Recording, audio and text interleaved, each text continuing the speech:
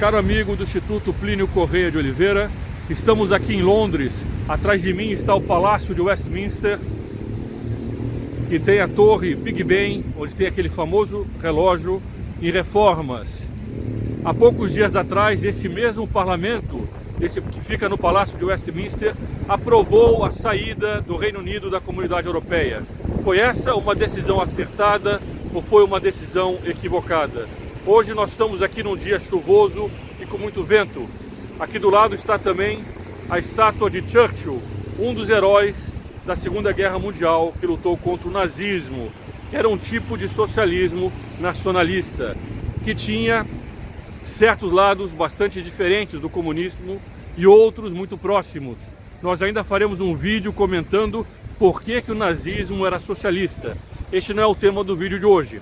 Se você ainda não assinou o canal para receber esses vídeos, assine agora mesmo aqui embaixo ao botão de inscrição e faça parte dessa articulação de pessoas preocupadas com o futuro do Brasil e da civilização cristã. O tema de hoje, que é a saída do Reino Unido do Brexit, tem muita relação com isso. Nós veremos em breve, quando voltarmos ao estúdio, o que significou o Brexit, quais são as perspectivas, o que motivou os britânicos a isso e quais são os riscos envolvidos nesse processo. Este é o canal do Instituto Plínio Correia de Oliveira e meu nome é Frederico Viotti. Quando se fala da Inglaterra, se fala da monarquia britânica também. Em ambientes como esse que nós temos aqui, marcado por um bom gosto, por uma tradição que remonta a séculos. A Inglaterra talvez seja um dos países com mais ruínas da cristandade, por assim dizer. A palavra ruínas aqui não se emprega como em outros lugares, com mais monumentos que exaltam a Idade Média e todo o passado que marcou esse país e, em certo sentido, toda a civilização.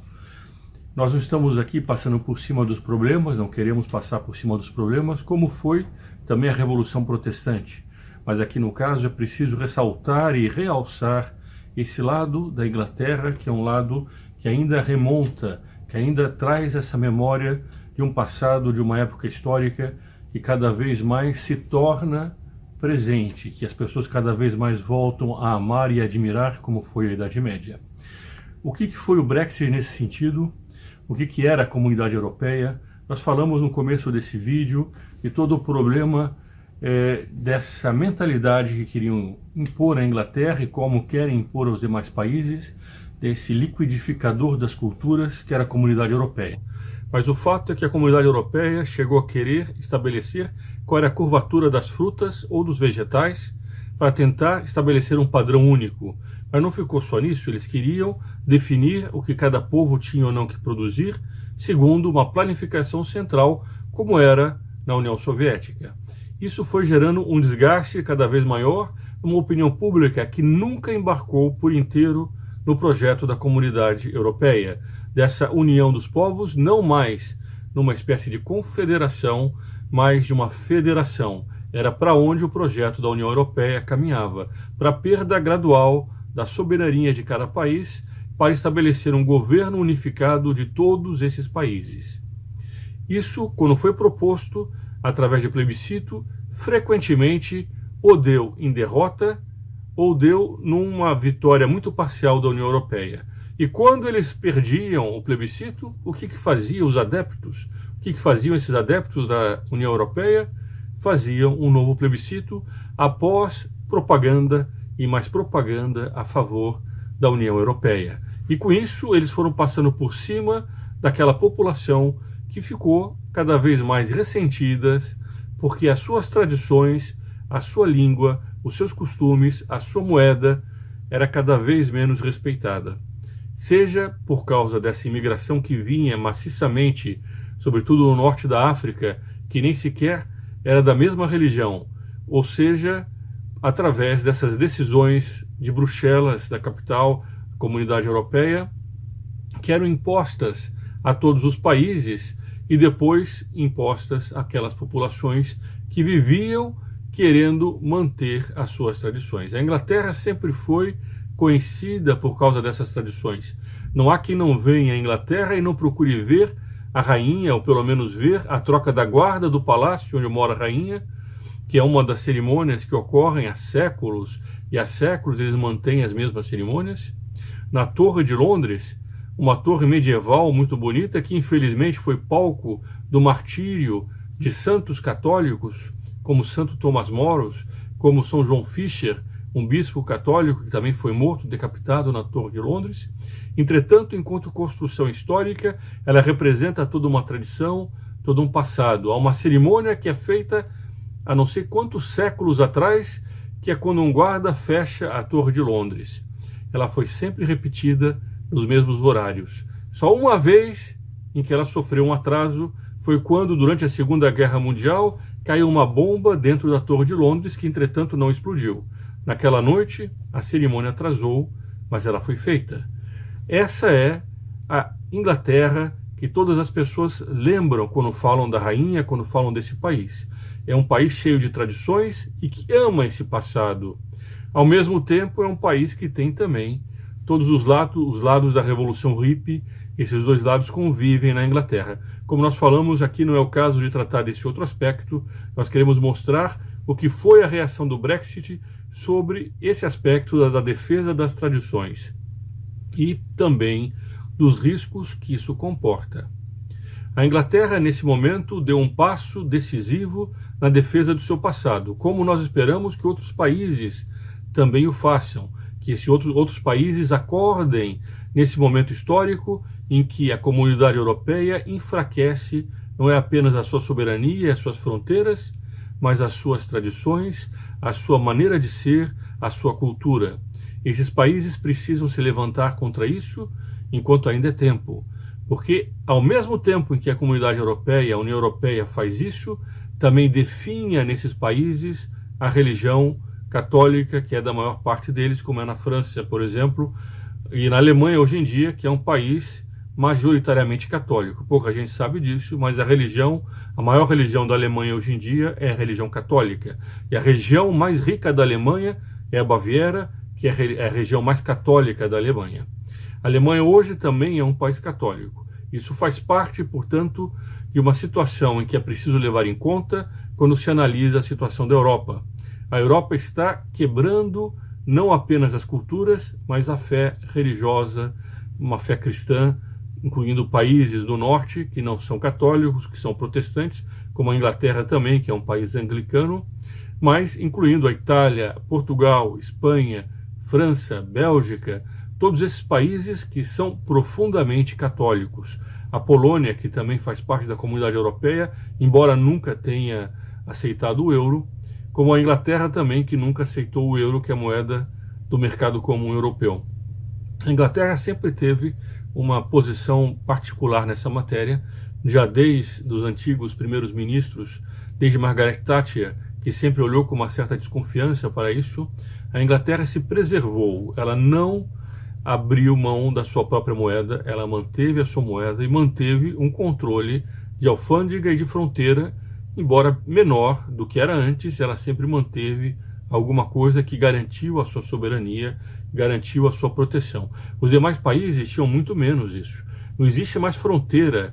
Quem passa da Alemanha para a França, ou da França para a Bélgica, ou da Espanha para a França, da Espanha para Portugal, é como se fosse a passagem de uma cidade para outra em qualquer localidade do Brasil. A pessoa simplesmente atravessa muitas vezes a fronteira de um estado, de Minas Gerais para São Paulo. Era exatamente a mesma situação que tinha aqui, ou que tem ainda nesses países que fazem parte da comunidade europeia.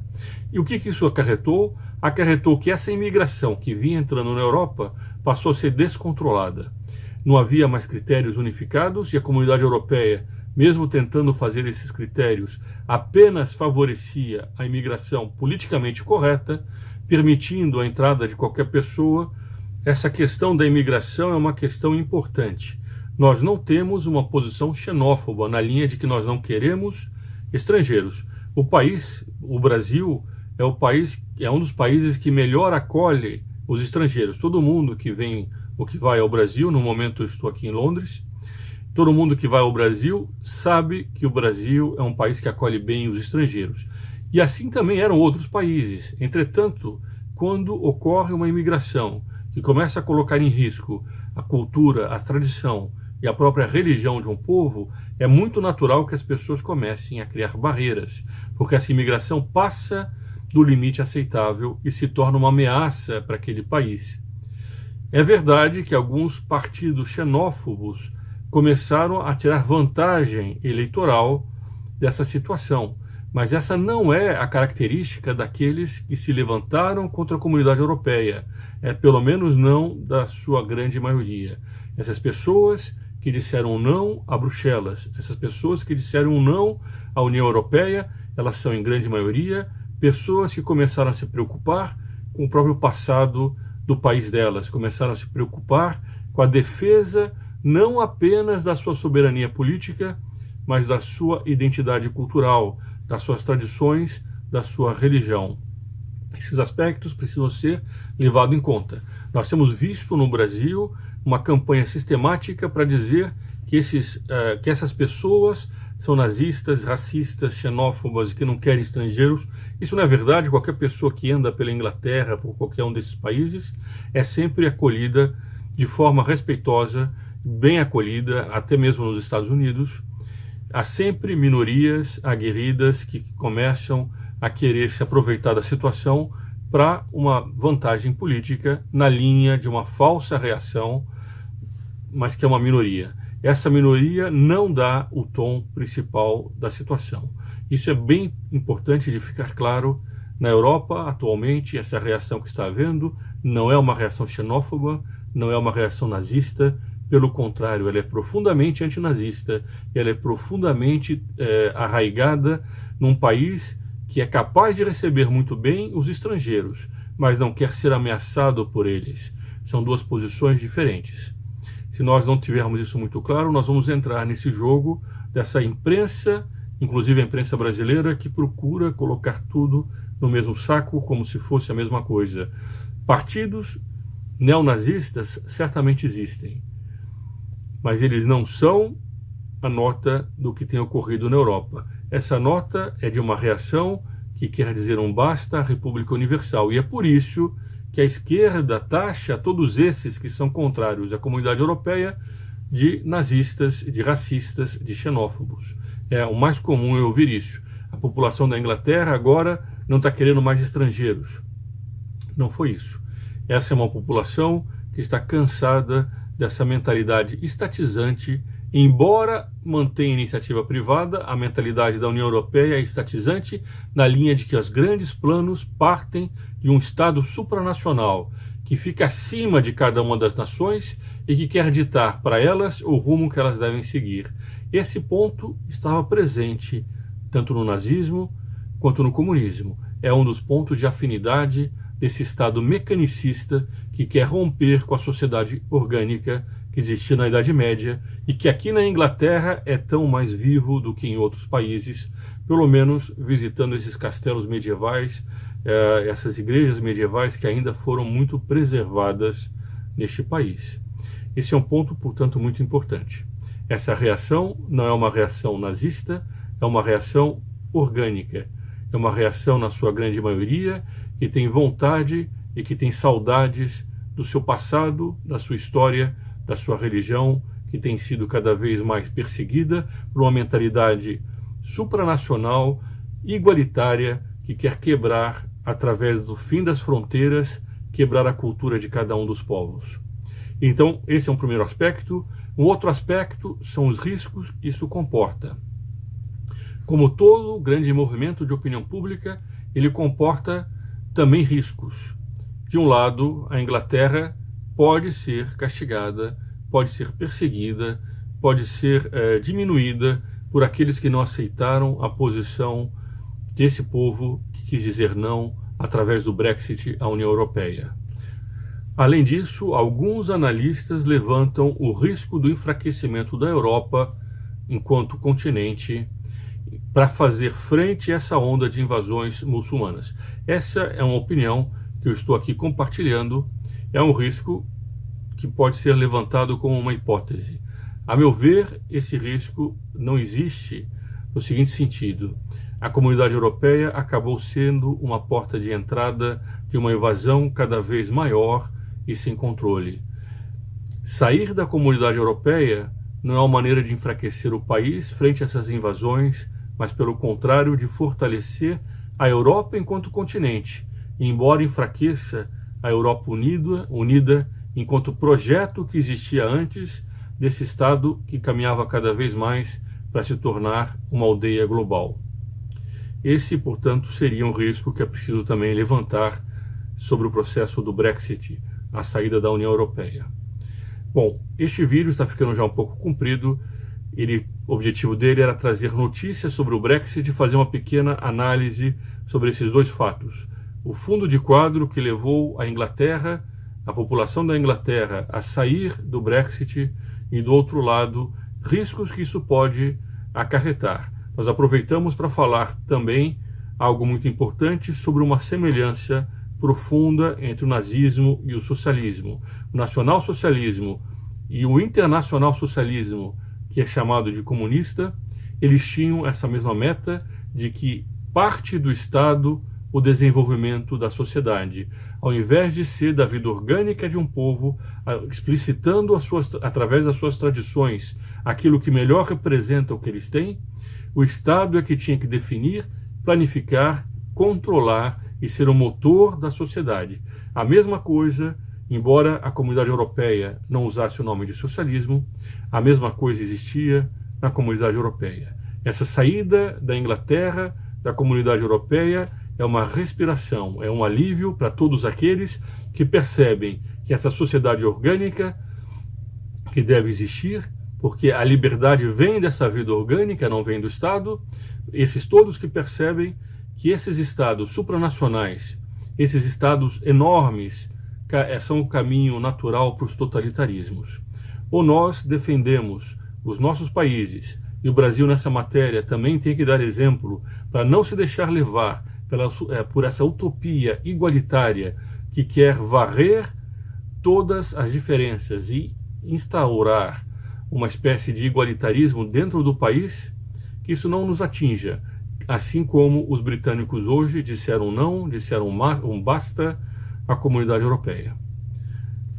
Se você gostou desse vídeo, se achou essas informações relevantes, compartilhe entre seus amigos, deixe aqui embaixo os seus comentários. Os comentários estão abertos, na medida do possível eles são respondidos.